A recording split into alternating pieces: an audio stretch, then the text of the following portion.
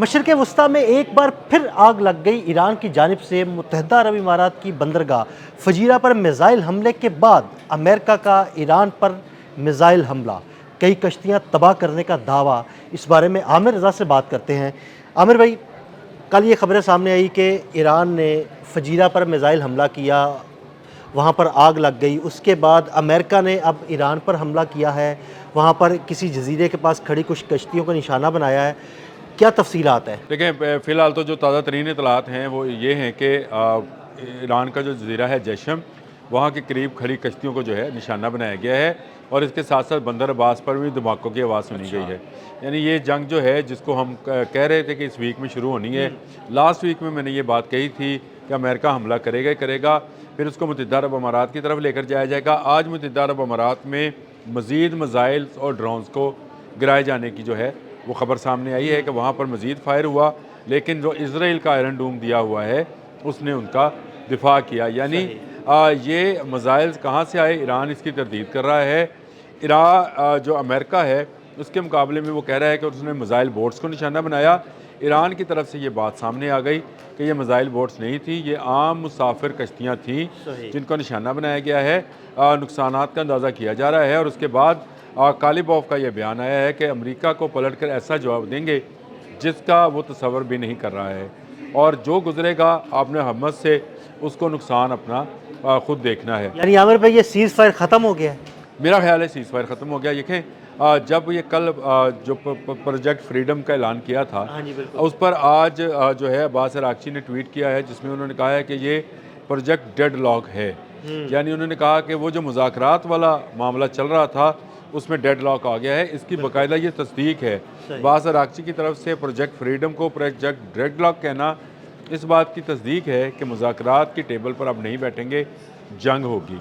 अब उसके बाद जो कुछ फैसला होगा वो मैदान जंग में होगा। देखिए, मैदान जंग में होना है, लेकिन इसको मुत्तहदा अरब अमारात की तरफ जो है पलटाया जा रहा है। ये एक नई जो है डेवलपमेंट हाँ, है। इस और बारे इस में पर आपने मैं बात भी की थी कि मुसलमान ममालिक को एक दूसरे के सामने लाके जगह खड़ा ला किया जा रहा कर है। दिया, और इसका जितना खर्चा है वो अब अमेरिकन मिज़ाइल चलेंगे तो उसका खर्चा मुत्तहदा अरब अमारात वाले देंगे। देखें, सऊदी अरब के जो प्रिंस हैं मोहम्मद बिन सलमान, उन्होंने बड़ी एक स्मार्ट मूव की है। उन्होंने फ़ोन किया है, हालांकि ओपेक से बाहर जाकर मुत्तहदा अरब अमारात ने एक तरह से सऊदी अरब का इनकार किया है। बिल्कुल। इसके बावजूद मोहम्मद बिन सलमान ने जो शेख ज़ैद हैं उनको फ़ोन किया है, मोहम्मद बिन ज़ैद को, और इनको कहा है कि वो तहम्मुल का मुज़ाहरा करें।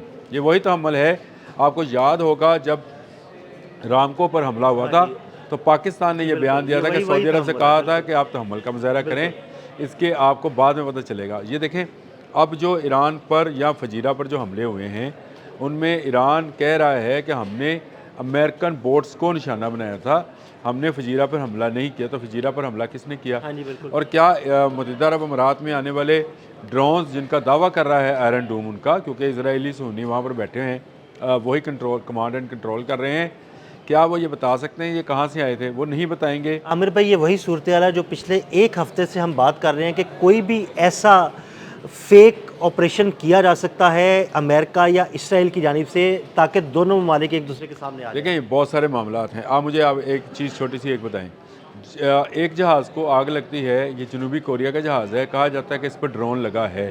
ये ड्रोन कहाँ से आया? ईरान कह रहा हमने नहीं लगाया। तो फिर कहाँ से अब जनूबी कोरिया वो मुल्क है, आप जहन में रखें, जनूबी कोरिया वो मुल्क है जिसने एक वक्त में ये कहा था कि मैं आपको पेट्रियाट नहीं दे सकता क्योंकि मेरे लिए शुमाली कोरिया एक मसला बन जाएगा और मैं खाली हो जाऊंगा। एक हद तक मैं आपको दे सकता था, वो मैंने आपको दे दिए। इनकार किया, उसके जहाज़ को हिट कर दिया गया। अब ये बातें सारी जो हैं, ये अलफजीरा तक जो लाइन खींच ड्रा कर दी है ईरान ने, ये की भी इसीलिए है। ये इनका ख्याल था कि शायद वो इसके मुकाबले में, ईरान के मुकाबले में, अगर आपने हमस बंद भी है तो फजीरा को ऑपरेट करेंगे। फजीरा से बहुत सारी चीज़ें जो हैं सामने आ रही हैं। ये एक आम बंदरगाह नहीं है, ये अस्करी नवीयत की बंदरगाह है और अमेरिका इस पर काबज़ है। फजीरा मुत्तहदा अरब अमारात के पास भी नहीं है। फजीरा की बंदरगाह American command and control centres के पास है, यहाँ से ईरान का फासला बहुत कम है। और ये जो मैं अक्सर कहता हूँ कि इन्होंने जो हाइपरसोनिक मिसाइल्स लाए हैं ये चलाएँगे मुत्तहदा अरब अमारात से, जवाब इसका मुत्तहदा अरब अमारात में आएगा। देखें, अब इनकी मुत्तहिदा अरब अमारात की फजीरा में ऑयल रिफाइनरी की फुटेज आ गई हाँ सामने, जी बिल्कुल, आग लगी हुई है, धुएं के बादल उठ रहे उठ हैं। रहे हैं। अब ये इसका जवाब जो है वो ईरान में दिया जा रहा है और ये कहा जा रहा है कि बंदरबाज की बंदरगाह के ऊपर जो है धमाके की बात सुनी गई है। तफसीलात उसकी जैसे ही आएंगी हम वो भी आपको देंगे। तफसीलात ईरान से निकल के आना जो है वो ज़रा थोड़ा मुश्किल है, क्योंकि वहाँ पर एक तो नेट नहीं है, दूसरा जितना वो सरकारी तौर पर जारी करते हैं वही सामने आता है। लेकिन धमाकों की आवाज़ें सुनी गई, ये खबर सामने आई और फिर उन्होंने कहा कि हमारी जो सिविलियन कश्तियाँ थीं उनको अमेरिका ने निशाना बनाया है। तो जंग आपका ख्याल बिल्कुल ठीक है कि ये अगर कहा जाए कि जंग दोबारा से शुरू हो गई है, वो जो सीज़ फायर था वो ख़त्म हो गया है, एक दूसरे की तरफ मिसाइल्स और ड्रोन्स जो हैं उनके हमलों का आगाज़ हो गया है और ये आहिस्ता आहिस्ता जंग बढ़ती चली जाएगी। देखें जब सेंटकॉम ने ये कहा था कि वो अपने जहाज़ गुजारने लगे हैं, ईरान ने मना किया था। कल भी उन्होंने अपने क्रूज़ मिसाइल जो थे तनबीहन जारी, ये जो खबर जारी हुई उसमें थोड़ा सा मीडिया ने बहुत ही मैनिपुलेट किया। मैंने कल अपने व्लॉग में ये बात बताई थी कि ये मिसाइल कश्ती पे फायर नहीं किए गए, अमेरिकन डिस्ट्रॉयर पर फायर नहीं किए गए, तनबीहन चलाए गए हैं। बिल्कुल, ये आपने यही बात की थी। यही बात की थी कि तनबीहन चलाए गए हैं कि अगर आपने इससे एक कदम भी आगे बढ़ाया तो ये मिसाइल आपके शिप पर भी जो है ना गिर फायर सकता किए जा है, सकते गिरा हैं। जा सकता है। इसी तरह उन्होंने ड्रोन भी अपना जो है वो चलाया, लेकिन उसकी रेंज उन्होंने वो रखी कि वो कश्ती को ना लगे। ये तनबीह जारी की जाती है। पहले उन्होंने 3 दफ़ा ज़ुबानी कहा, उसके बाद उन्होंने क्रूज़ किया, लेकिन इन्होंने अपने रास्ते तब्दील किए और पीछे को हट गए। ये ईरान ने वाज़ेह तौर पर बताया। जो सेंटकॉम ने खबर जारी की कि हमारी कश्ती को मिसाइल नहीं लगा, भी यही खबर जारी की, कोई ऐसा मिसाइल नहीं लगा, वो इसलिए जारी की थी। सेंटकॉम ने भी ठीक किया कि उन्होंने ये जो है तरदीद जारी कर दी। उसकी वजह यह थी कि सोशल मीडिया और कुछ मीडिया हाउसेज जो थे जानबूझकर ये बात साबित कर रहे थे कि ईरान ने मिसाइल जो हैं वो गिराए और लगाए हैं और कश्ती को जो है नुकसान पहुँचा है। उसकी वीडियोज़ भी सोशल मीडिया पे आगे में हंस रहा था, सारी AI जनरेटेड थी। फिर मिसाइल चलाने की भी फुटेज सामने आ गई कि ईरान ने ये वाले मिसाइल चलाए हैं। कोई पासदारान इनकलाब ने फुटेज जारी नहीं की है और अभी उनका कोई ऐसा इरादा नहीं है। लेकिन अब ये जो हमला हुआ है कश्तियों के ऊपर, जजीरे के ऊपर, जैशम जजीरे के ऊपर, और ये जो बंदरबाज के ऊपर धमाके सुने गए हैं, ये जंग बढ़ाने की तरफ एक कदम है। मुत्तहिदा अरब अमारात में जो है रेड अलर्ट जारी कर दिया गया है। लोगों से कहा गया है वो घरों में रहें। हमला किया जा रहा है, ड्रोन्स गिराने और मिसाइल्स गिराने की बात की जा रही है। आयरन डूम का शुक्रिया अदा किया जा रहा है, यानी यहूद नसारा की वो साजिश के मुसलमान का पैसा मुसलमान पर लगे और वो बैठकर दूर से तमाशा देखें। मुझे साफ सामने नज़र आ रहा है कि मुत्तहिदा अरब अमारात की तरफ से कुछ मिसाइल चलेंगे जो ईरानी तनसीबात पर लगेंगे और आयल तनसीबात पर लगेंगे। उसके जवाब में जो अगर ऑयल तनसीबात पर लगेंगे तो फिर उसके जवाब में ईरान भी उनकी ऑयल तनसीबात को निशाना बिल्कुल ऐसे ही है। और अबू धाबी जो कि सारे का सारा ही ऑयल डिपोस पर मुश्तमिल है, अगर कहा जाए तो उसको निशाना बनाया जा सकता है और धुएँ के ऐसे बादल उठेंगे जैसे आप समझे कि पूरा इलाका जो है ये सूरज की रोशनी से ख़त्म हो जाएगा। और मैं अक्सर ये बात कहता भी होता हूँ दिल भाई कि दहीमा का जिक्र है हदीस में, और ये धुआं है और वो धुआं जो है हर घर में दाखिल होगा। इससे मुराद ये नहीं है कि वो वाला धुआं जो उठेगा वो हर घर में दाखिल होगा, लेकिन एक बात को जहन में रखिए, ये असरात इस वक्त दुनिया के हर घर में पहुंच गए हैं।